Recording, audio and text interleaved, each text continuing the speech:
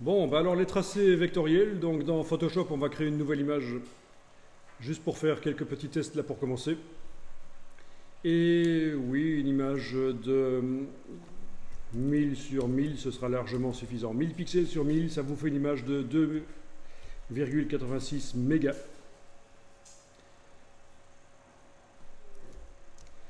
Bien. Alors donc la plume, qui est vraiment l'outil de base dans Illustrator, on le retrouve ici en fait. Et c'est donc pour créer des courbes de Bézier. Et oui, les courbes de Bézier. 1000 sur 1000 pixels, c'est ça la taille de l'image. Voilà. Donc voilà votre bourreau qui arrive, Pierre Bézier, qui a inventé un système pour décrire une courbe avec seulement la position de 4 points. Donc, il travaillait dans l'industrie automobile et il a inventé ce système de description de courbe qui a été repris par la plupart des logiciels, donc, et Adobe en premier. Donc voilà, je vous montre ici avec la plume, cliquez, glissez. Non, pas ça, c'est mauvaise méthode. Non, cliquez, glissez, voilà. Vous pouvez faire ça aussi. Donc je répète, avec la plume, cliquez, glissez. Vous voyez ce que c'est le cliquer, glisser. Et puis à nouveau cliquer, glisser. Et j'ai donc une courbe et je vais la manipuler avec la flèche blanche qui se trouve derrière la flèche noire ici. Donc sous la plume, vous avez la flèche noire. Si vous gardez enfoncé, vous avez la flèche blanche. Et vous pouvez aller manipuler la courbe. Donc, premier point. Deuxième point, troisième point, quatrième point. Donc on a bien une courbe qui est définie par la position de 4 points. Ne vous occupez pas de celui-là pour l'instant, c'est pour le segment suivant, précédent qui n'existe pas. Donc à l'aide de la position de ces 4 points, je peux créer plein de courbes différentes.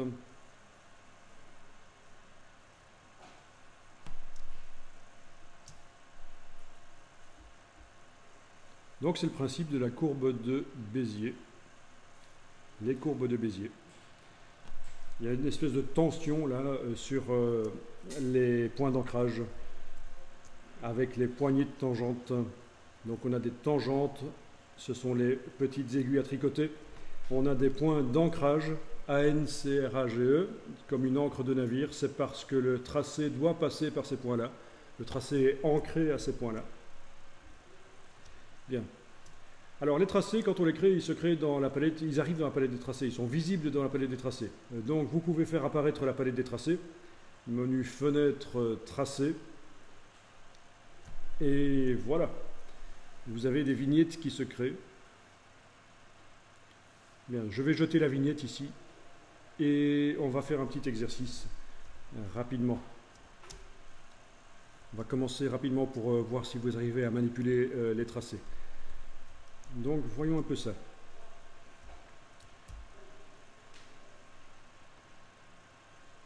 Ok. C'est pas si évident que ça, celui-là. Bon, mais déjà, si on arrive à faire un truc comme ça, c'est pas mal. Ah oui, c'est pas évident. Hein. Voilà, un espèce de T comme ça. On va essayer de faire ça.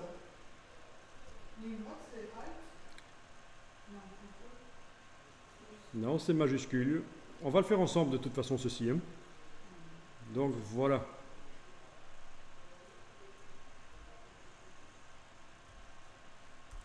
Je vais faire une transformation sur le tracé, tout simplement. On le fait ensemble celui-là, donc vous prenez la plume et vous allez poser un premier point. Clic, sans bouger la souris, hein. C'est juste un premier point qui est posé là. Ensuite, en enfonçant la touche majuscule, je vais mettre un deuxième point ici. Clic. Vu que la touche majuscule est enfoncée, ça force à ce que ce soit droit. Ensuite, en enfonçant toujours la touche majuscule, un point ici. Clic. Un autre ici. Clic. Il n'est pas sûr qu'il soit à la même hauteur que le premier. C'est pas très grave pour l'exercice. On continue. Donc voilà, des droites calées sur les axes avec la touche majuscule. Encore une petite ici, clic. Puis, je vais me positionner ici, et là, on va faire une courbe. On va faire un cliquer-glisser. Donc, on garde le bouton à souris enfoncé, on bouge, et on a une tangente qui apparaît. Ne lâchez pas le bouton à souris. Si vous l'avez lâché, vous annulez. CTRL Z. Et on recommence. Et je vais enfoncer la touche majuscule pour que la tangente soit calée sur les axes. Je lâche le bouton à la souris, puis la touche majuscule. Ok, alors on en est à ce stade-ci. Je vais venir ici, cliquer, glisser, une tangente apparaît, même chose, touche majuscule. Voilà, je lâche le bouton à la souris, puis la touche majuscule. Touche majuscule, cliquez. Touche majuscule, cliquez. Touche majuscule, cliquez. Voilà. Je vais aller en arrière. C'est simplement un cliquer, glisser et touche majuscule pour que la tangente soit calée sur les axes. Je lâche le bouton de souris, puis la touche majuscule. Alors, faites pas l'erreur d'essayer de recliquer avec la plume sur la tangente, ça ne marche pas. Hein. Ceci n'est pas manipulable avec la plume. Les points, oui, dans une certaine mesure, mais pas les poignées de tangente. Il faut vraiment considérer que ce sont des aiguilles à tricoter qui vous permettent de manipuler. Un peu comme des baguettes quand vous mangez des pâtes, des nouilles, voilà. Je cherchais le mot. Donc, je termine, clic avec la touche majuscule, clic avec la touche majuscule, clic avec la touche majuscule. Je l'avais fait, mais j'ai été allé en arrière. Ok.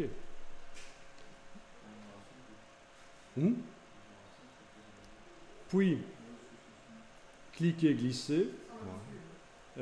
Avec majuscule, parce que je veux que la tangente soit calée sur les axes.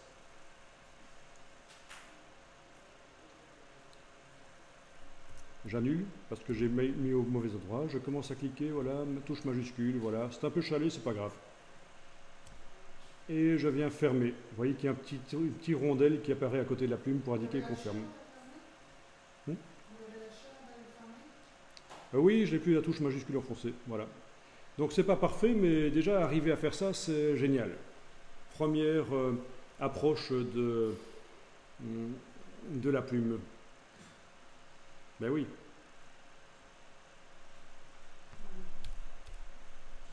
Bon, ok, on va supprimer le truc. Alors, avec la flèche blanche, vous pouvez sélectionner une partie du tracé, vous englobez. Ok. Quand vous enfoncez une fois la touche suppression, les deux segments qui étaient attachés à ce point sont supprimés. Il faut enfoncer une seconde fois la touche suppression parce que vous avez vu que tous les autres points se sont sélectionnés. Oui, on n'a pas encore parlé des points sélectionnés et pas. Mais voilà, donc je répète, avec la flèche blanche, j'englobe une partie, touche suppression de caractère, et une fois, deux fois, et voilà, toute la forme est partie. Et tout ça, je l'ai fait dans la même vignette, parce qu'on peut mettre plusieurs portions de tracé dans la même vignette.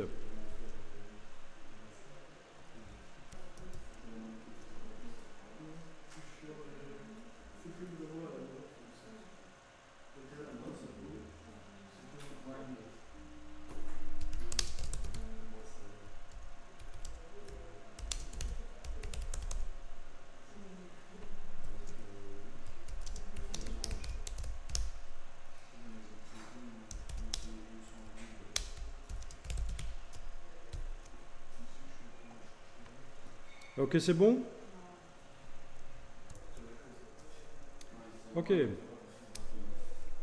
Alors, dans la palette des tracés, ceci est un tracé de travail. Ça veut dire que le tracé, nous l'avons créé à la plume sans avoir au préalable créé la vignette. La vignette, elle est venue toute seule, ce n'est pas vous qui l'avez faite. Et c'est un tracé temporaire.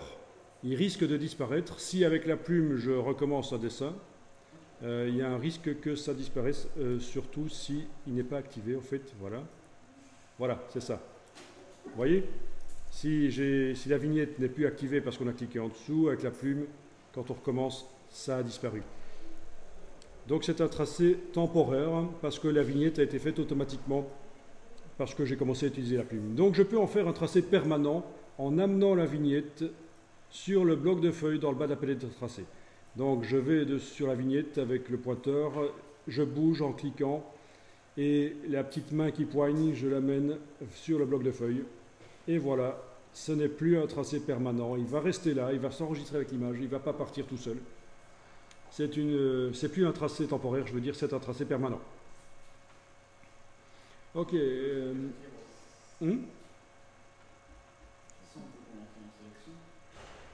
Ça peut être converti en sélection, bien entendu, et inversement. Hein? Oui, le truc fourmi, oui. Et une sélection peut être convertie en tracé, les deux sont possibles. Mais on perd toute la subtilité du bord de la sélection. Ça devient net. Ok, donc ici on va créer une vignette de tracé, une nouvelle, voilà. Donc notre T, vu que la vignette n'est pas activée, n'est plus visible quand je travaille sur la vignette 2. Donc voilà ce qu'il faut faire normalement quand on commence à faire des tracés. Avant de faire le tracé, il faut créer une vignette. Et là, c'est directement une vignette permanente. Bien, donc deuxième exercice, on va faire ceci. Et voilà, un cœur en effet. Voilà, ça c'est l'exercice qu'il faut faire. Un cœur. Et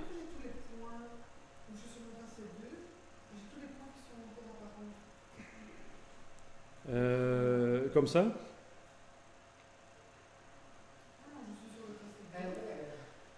Comme ça. Non. En fait, mes points, quand je fais avec un truc de bézier, le T il est disparu, mais tous les points. Les points du T. C'est un problème d'affichage apparemment. Donc voilà, ce que tu avais, c'est que c'est un problème de carte graphique. Il restait des petites traces du tracé précédent. Donc en zoomant, ça disparaît. C'est pas bon signe d'avoir une carte graphique qui fait ça. Mais bon. Voilà. Donc ici, on y va pour faire ce superbe cœur. Quoi? Vous n'aimez pas faire des cœurs?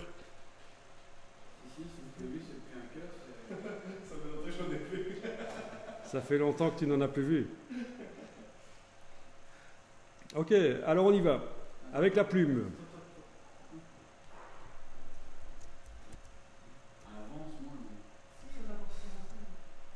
Alors, je clique sans bouger la souris. Puis, sans enfoncer la souris, je vais plus loin ici et je fais un cliquer glisser. Voilà. Et donc, j'ai créé une tangente et cette tangente amène de la tension sur le segment, c'est pour ça qu'il est courbe. On a donc 2 points d'ancrage et 2 poignées de tangente. La deuxième moitié de la tangente ici est faite pour influencer le segment suivant. Pour l'instant, elle n'influence rien du tout. Elle n'est pas du côté où il y a le tracé, cette deuxième moitié de tangente. Donc on va considérer que les tangentes, il y a 2 moitiés. La première moitié qui influence le tracé ici, la deuxième moitié qui va influencer le tracé suivant quand il existera. Bien, et bien je continue. Ici, je vais faire un cliquer-glisser à nouveau. Voilà, cliquer-glisser. Une tangente arrive et je peux décider de la forme dans une certaine mesure, parce que la première moitié de tangente, là, ici, influençait quand même pas mal la forme du segment. Bien. Et c'est là que, si vous essayez de continuer, ça foire. Ah ah, j'annule. Il faut en fait casser la tangente, puisqu'ici c'est une pointe. Il faut casser la tangente, il faut que cette partie-là de la tangente redémarre dans ce sens-là. Et pour ça, vous enfoncez la touche Alt et vous allez prendre la poignée de tangente ici. Et comme vous le voyez, la tangente est cassée, je la remonte par là, vers là où ça doit aller. Avec la touche Alt.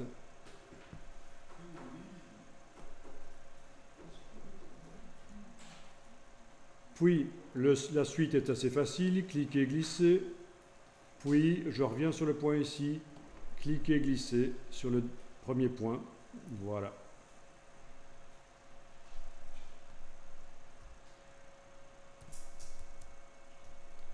Bien. Alors, je vais continuer. On va faire encore 2 autres cœurs et on évolue dans la manière de les faire. Alors, je vous montre. Vous pouvez faire en même temps si vous voulez. Clic, voilà. Puis, cliquez, glissez. Et oui. Je trouve que tu as besoin de faire des cœurs. Ça va t'adoucir. Donc, clique et puis cliquez, glissez. Et sinon, si on veut faire un cœur, on n'avait pas cœur, on y allait, tu vois, il n'y a pas cœur. On peut aussi payer quelqu'un pour le faire. On va s'appeler Mood Job. Donc, clique et cliquez, glissez. On est d'accord? Bien. Puis, je vais faire cliquer, glisser ici. D'accord? Donc, jusque-là, c'est la même chose que tout à l'heure. La différence, c'est qu'ici, je vais enfoncer la touche CTRL sur le clavier. Et cette touche CTRL va me permettre d'aller manipuler tout. La position des points d'ancrage, la position des poignées de tangente. Alors, vous allez dire, mais tiens, il y a une poignée de tangente qui a disparu. Mais si vous activez le point en cliquant sur lui, elle apparaît. Si on clique sur le segment, ben forcément, celui-là n'en a pas. Non, on n'a pas de touche Alt ici. Juste la touche CTRL pour avoir la flèche. Donc, en fait, sans quitter l'outil plume, je fais appel à l'outil flèche. Parce que si je quitte l'outil plume, il va croire que j'ai fini le tracé et la prochaine fois que j'utilise la plume, ça va faire un autre tracé. Donc, c'est le raccourci, c'est la touche CTRL et vous devriez pouvoir bouger chacun des points et les poignées de tangente séparément. Et donc ça c'est quand même pratique, ça veut dire que vous n'êtes pas obligé de tomber sur la bonne position de point du premier coup.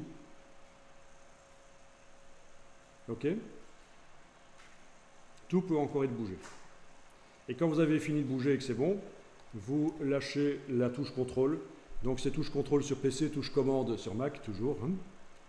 Et à partir de là, on devrait pouvoir... donc là, je vais quand même devoir ici revenir avec la touche CTRL, activer le dernier point sur lequel j'ai quelque chose à faire. Vous vous souvenez, la touche Alt pour casser la tangente. Voilà. Et donc, cliquer, glisser. Si je veux, tout de suite, je peux enfoncer la touche CTRL et bouger les points, rebouger la tangente. Ok, je lâche la touche CTRL. Cliquer, glisser. Ok, touche CTRL, je clique à côté, je clique sur le tracé. Tout peut encore être bougé. Donc je clique à côté, je clique sur le tracé parce qu'en fait tous les points étaient remplis. Ça veut dire que la totalité du cœur était sélectionnée. Et donc il bougeait entièrement. Si je veux bouger certains points par rapport à d'autres, je dois cliquer à côté, revenir dessus. Toujours avec la touche CTRL pour avoir la flèche blanche. Est-ce que vous voulez que je répète ça? À partir de la moitié. Donc je recommence ici avec la plume. Clique, cliquer, glisser. Cliquer, glisser. Touche CTRL me permet de bouger tout. Ici, touche Alt pour casser la tangente. Sans aucune touche enfoncée, je fais cliquer, glisser. Touche CTRL me permet encore de bouger. Alt, milieu, Alt. Ben oui, au milieu, la touche Alt pour casser la tangente. Et puis, sans avoir aucune touche enfoncée, cliquer, glisser ici. Et puis, à nouveau, cliquer, glisser. Et voilà. Et comme vous le voyez, à la fin du tracé, tous les points sont sélectionnés. Ça veut dire que si j'essaie d'utiliser la touche CTRL, tout bouge en fait. C'est pour ça que je suis obligé de cliquer à côté et revenir dessus si je veux bouger certains points par rapport à d'autres.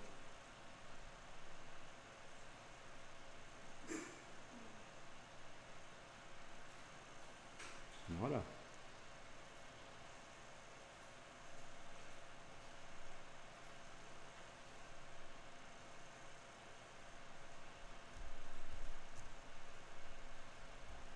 Bien, donc une fois qu'elles sont faites, avec la touche CTRL ou avec la flèche, si vous voulez sélectionner l'entièreté, il faut, si c'est la flèche blanche, enfoncer la touche Alt et cliquer sur le bord. Voilà, touche Alt et cliquer sur le bord. Comme ça, tous les points se sélectionnent et une fois que c'est fait, vous pouvez bouger l'entièreté de la forme. Touche Alt et cliquer sur le bord. Et puis je lâche la touche Alt. Ah oui, je lâche la touche Alt parce que si je ne la lâche pas, ça fait une copie à chaque fois que je déplace. J'annule. CTRL Alt Z. Donc voilà, je répète, si vous voulez bouger l'entièreté de la forme après l'avoir faite, soit avec la plume et la touche CTRL enfoncée, soit avec la flèche blanche, vous vous cliquez sur le bord du tracé avec la touche Alt. Ça active tous les points. Une fois que c'est fait, la touche Alt ne doit plus être enfoncée pendant que je bouge. Sinon, ça fait un duplicata si je déplace en ayant la touche Alt enfoncée. La touche Alt, c'est juste l'astuce pour arriver à avoir la flèche blanche plus. Vous voyez qu'il y a un raccourci. Oui, c'est ça, la flèche blanche plus, quand on survole le tracé. C'est la flèche blanche qui permet de sélectionner tous les points de cette portion de tracé. Waouh! Voilà, donc progressivement on y arrive. D'accord?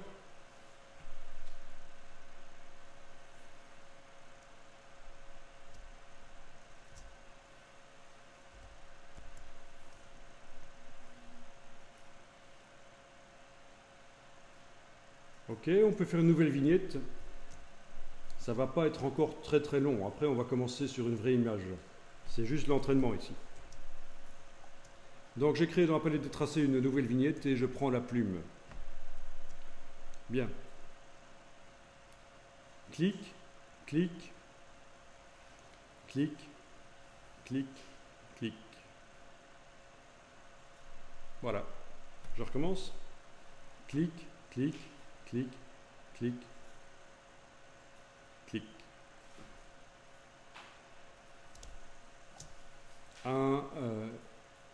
Une forme à 4 côtés droits. Et ce qu'on va voir maintenant, c'est l'outil qui se cache ici derrière la plume, c'est la conversion de points. Et en fait, vous l'avez déjà utilisé sans le savoir, c'est ce qui vous a permis tout à l'heure de casser la tangente. Donc si vous voulez, vous l'activez là, ou alors en ayant la plume, vous enfoncez la touche Alt et l'outil de conversion de points, quand vous survolez le point, il apparaît.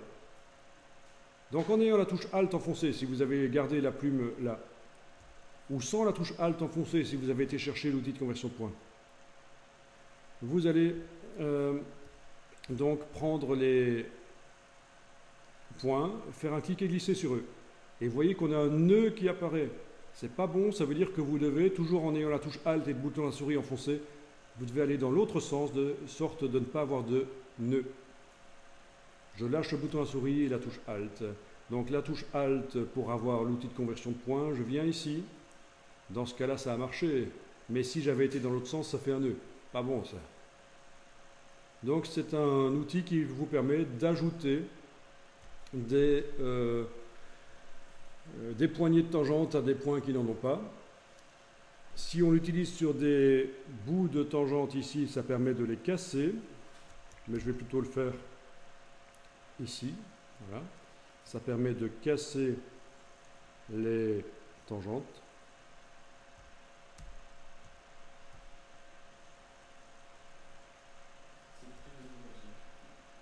Ok, touche CTRL et je vais bouger les choses et remettre en place en cliquant à côté.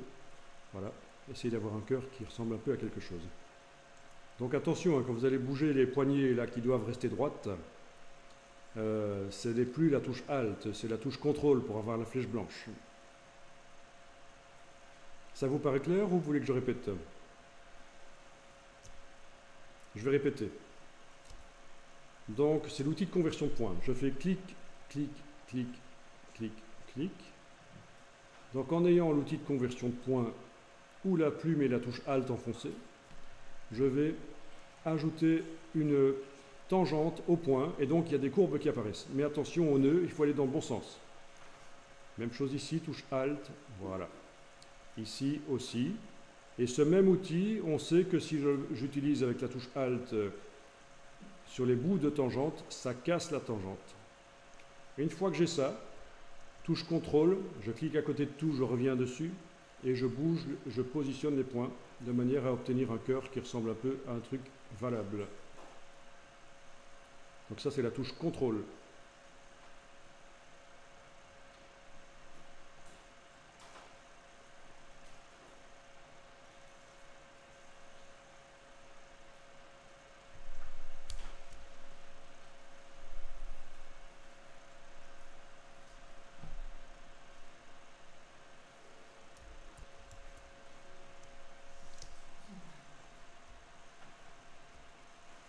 Ok. Alors,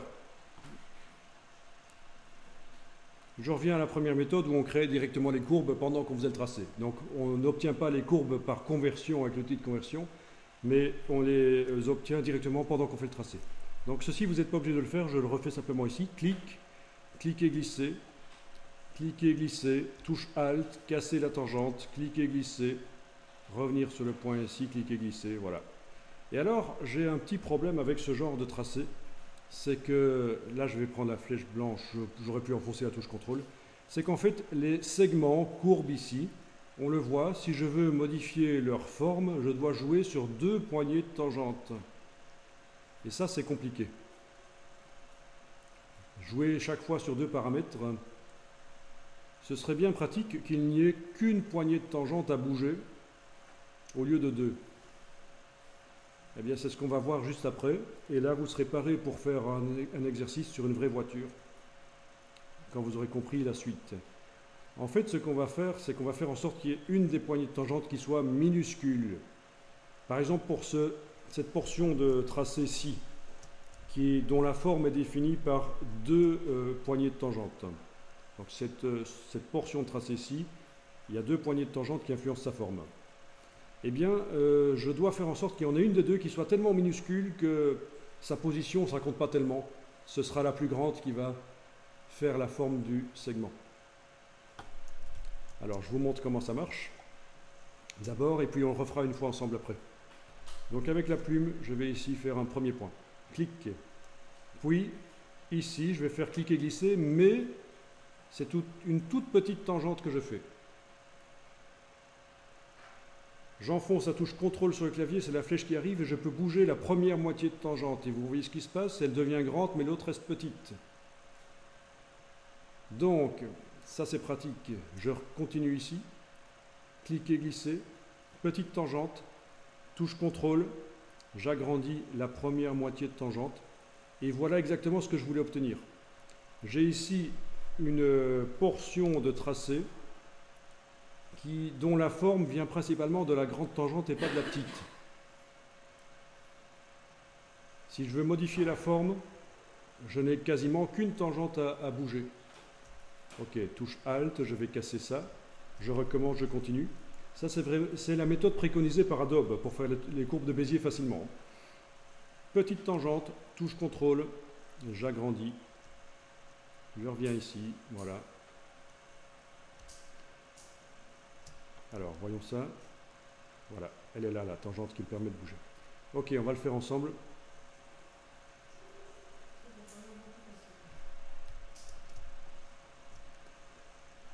Bien, je vais supprimer celle-là et on recommence. Alors, on y va. Vous êtes prêts? Vous prenez la plume. On pose un premier point. Clic. On va plus loin ici. On fait un cliquer, glisser et on fait une toute petite tangente. Avec la touche CTRL, j'ai la flèche blanche et je vais ajuster la forme ici du premier segment. Bien.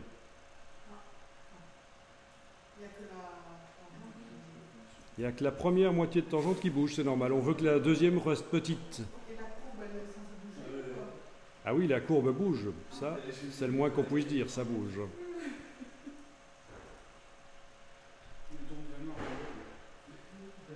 Puis, cliquez, glisser une petite tangente, touche CTRL, j'ajuste la première moitié de tangente.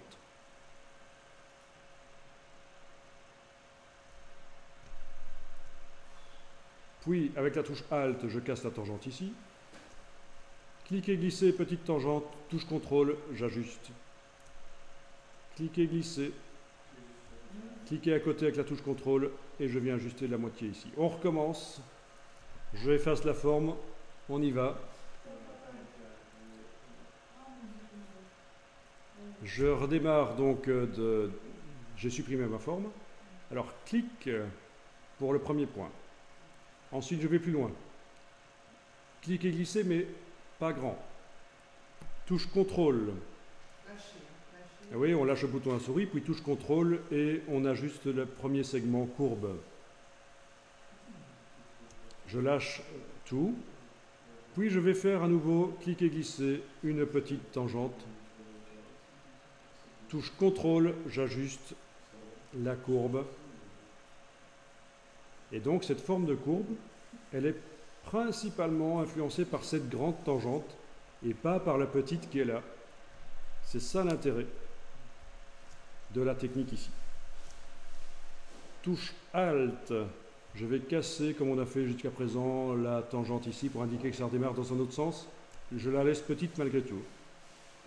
Puis cliquer glisser une petite tangente. Touche CTRL, j'ajuste.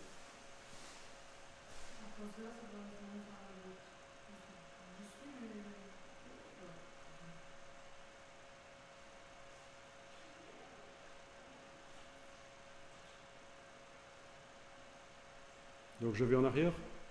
Voilà. À ce stade-ci, tu es arrivé? Non, c'est juste que j'arrive pas à faire agrandir ma tangente. Ah, celle-là, tu n'arrives pas à l'agrandir? C'est du milieu ici, c'était le. J'étais en même temps que vous. Ok, touche Alt, je casse. Ouais. Petite tangente, touche CTRL, je prends la première moitié. Ouais, c'est ça. Je prends la première moitié. Ah, c'est bon. Ok. Et cliquer glisser. Avec la touche CTRL, je clique à côté de tout, je clique sur la forme. La moitié, la tangente ici grande apparaît et je peux l'ajuster. Et donc je peux aller ajuster tous les points comme ça. Voilà. Et là on pourrait se dire, mais par exemple ici, cette petite tangente là, elle sert à rien. Là, on pourrait se dire, on aurait carrément pu la supprimer. Mais non, sauf que il faut qu'elle soit là. C'est elle qui garantit qu'il n'y a pas de cassure dans le tracé, qu'il est bien pur. C'est une vraie tangente. C'est une vraie tangente, malgré qu'elle est toute petite d'un côté, c'est une vraie tangente. Parce que je vais vous montrer ce qui peut arriver quand on n'a pas une moitié de tangente de chaque côté. Je vais faire un nouveau tracé. Alors ceci, vous ne faites pas. Je vais vous faire une technique qui est assez bien utilisée dans l'industrie graphique. Cliquez, glissez. Touche Alt sur le dernier point de construction. La deuxième moitié de tangente disparaît. Cliquez, glissez. Touche Alt sur le dernier point de construction.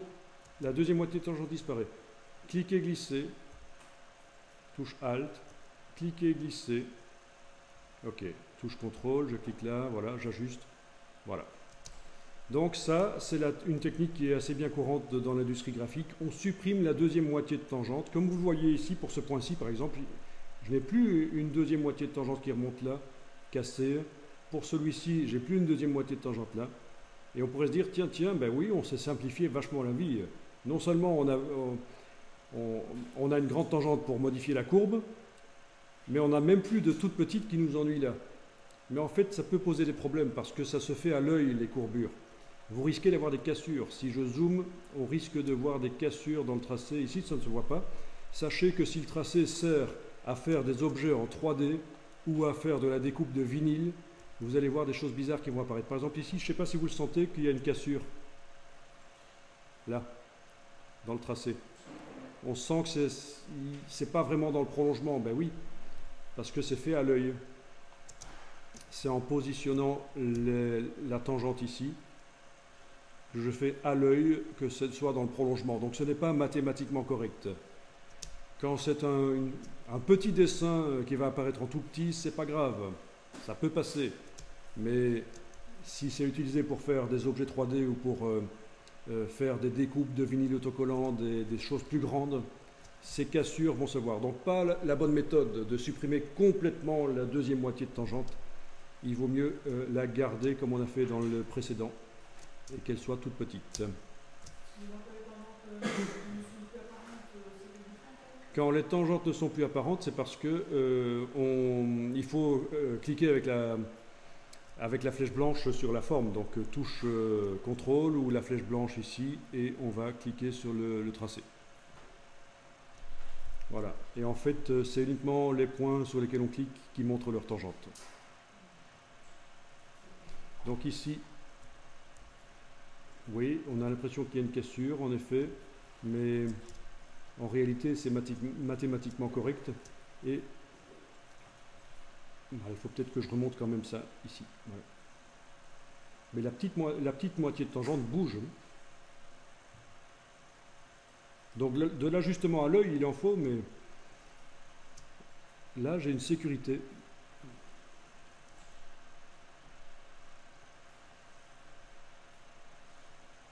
Eh bien, on va faire ça sur une voiture.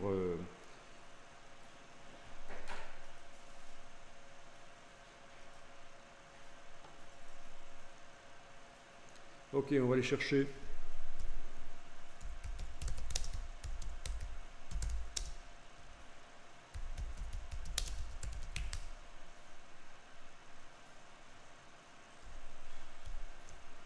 Bien.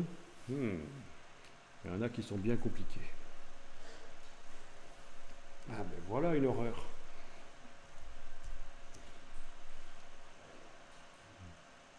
On prend celle-là? Celle-là est pas mal aussi dans le genre, mais oui, au niveau des courbes, c'est pas mal aussi pour essayer de faire le tour de ça, oui. Ouais. C'est déjà une photo travaillée. Ah, je vais quand même demander dans les outils de recherche d'avoir des grandes images. Ce serait quand même mieux avec des images de meilleure qualité.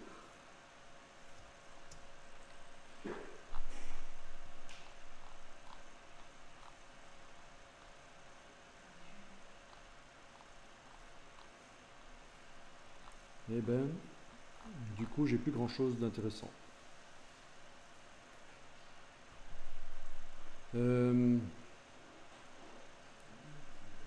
Ouais, donc je ne demande pas des grandes et finalement on va s'occuper de celle-ci, pourquoi pas, oui, ça peut être intéressant de commencer par celle-là. Alors vous tapez ceci dans Google, aucun filtre, hein, je n'ai pas demandé finalement des grandes images et vous devriez trouver cette image-ci. Donc vous allez la télécharger. Ouais, on va l'enregistrer.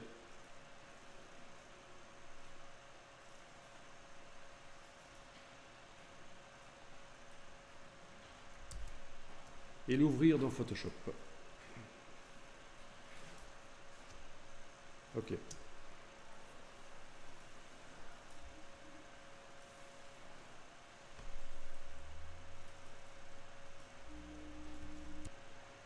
Alors, typiquement, le genre d'image où pour faire une sélection de manière automatique, ça va être impossible. Parce que la voiture ne se détache pas bien sur un fond uni. Il y a plein de textures derrière les fenêtres. Ça va être très difficile d'arriver à extraire la voiture et pour la mettre ailleurs.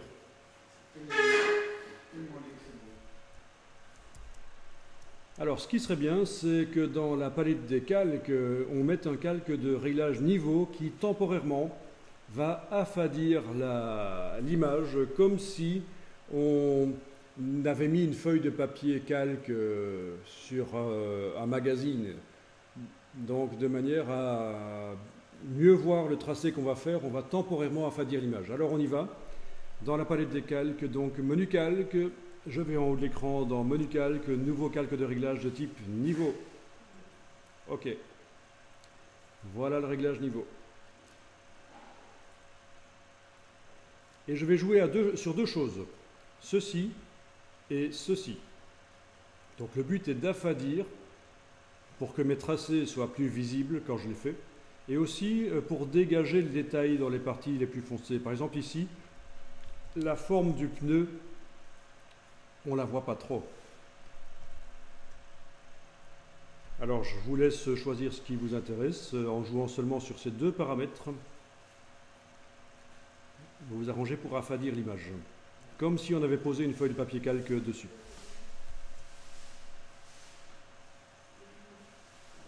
Quels paramètres faut-il mettre? Ça dépend de chaque image. Et là, vous devriez avoir l'impression que le pneu, vous voyez mieux sa forme en fait. Bon, là c'est encore un peu ambigu, il faudra deviner, mais typiquement avec les voitures, vous avez ce problème-là, il faudra le temps de faire le tracé qui entoure la voiture, il faudra affadir pour voir le dessous de la voiture, les pneus noirs dans l'ombre.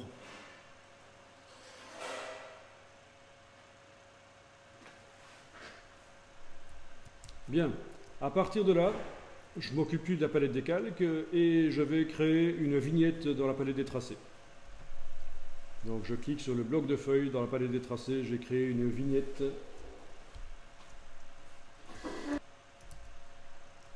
Bien, donc avec la plume, eh bien écoutez, je vous montre et puis après vous allez tester. Je vais considérer ici que les pare-chocs, ben, je viendrai les mettre par après en fait. Donc quand vous allez comprendre, je vais vous montrer peut-être le principe ici pour faire la sélection sur cette carrosserie. Alors, par où je commence, ça c'est toujours la question. Alors je vais cliquer ici, vous regardez puis vous allez tester vous-même. Hein. Cliquez, glisser, petite tangente. Touche CTRL, j'ajuste. Cliquez, glisser, petite tangente, touche CTRL, j'ajuste. Je joue avec la barre d'espacement régulièrement pour bouger l'image dans sa tête, comme ça je peux zoomer assez bien et malgré tout passer rapidement à une autre partie de l'image. Donc toujours le principe petite tangente. Alors ici je vais faire un clic simplement parce que vous voyez que c'est une droite quand même normalement ça. Clic, voilà. C'était pas tout à fait une droite mais on va dire que oui. Donc vu que j'ai pas de tangente là, je peux redémarrer directement ici. Cliquez, glisser. Ok, cliquez, glisser, touche CTRL, j'ajuste. Barre d'espacement, je bouge. Voilà, et c'est là que je vous disais que cliquez, glisser, je ne m'occupe pas du pare-choc, je viendrai le mettre après par-dessus. Voilà. Cliquez, glisser. Cliquez, glisser, touche CTRL, j'ajuste. Là, je vais redémarrer carrément dedans, voilà. Ok, et puis on va redémarrer là. Clic. Je vais imaginer la forme ici, mais ça n'a pas d'importance. Ok. Est-ce que ça va, vous arrivez à voir? Oui, je pense qu'on voit correctement. Une droite ici. Cliquez, glisser, ajuster. Cliquez, glisser, ajuster. Cliquez, glisser. Le feu arrière, je viendrai le mettre après. Ajuster, voilà. Cliquez, glisser, ajuster. Cliquez, glisser. Voilà. Je clique à côté avec la touche CTRL, je reviens dessus, j'ajuste ici. Voilà. Bien. Donc c'est ça le principe en fait. Cette voiture finalement n'est pas difficile à faire. Elle est trop facile même. Eh oui. Bon ben essayez toujours de faire ça. Après on s'attaquera à une voiture qui a plus de changements d'angle.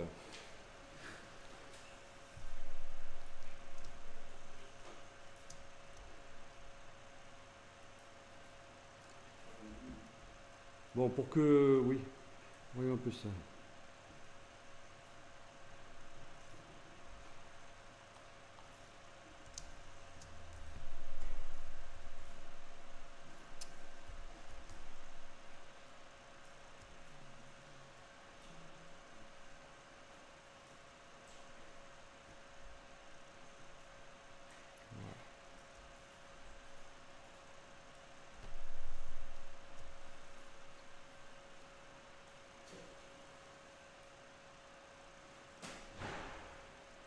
Donc vous remarquez que les rouges, je ne les ai pas comprises dedans parce que je vais les faire à part.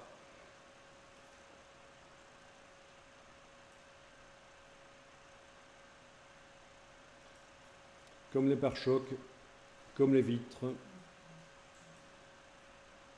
ça va être à part.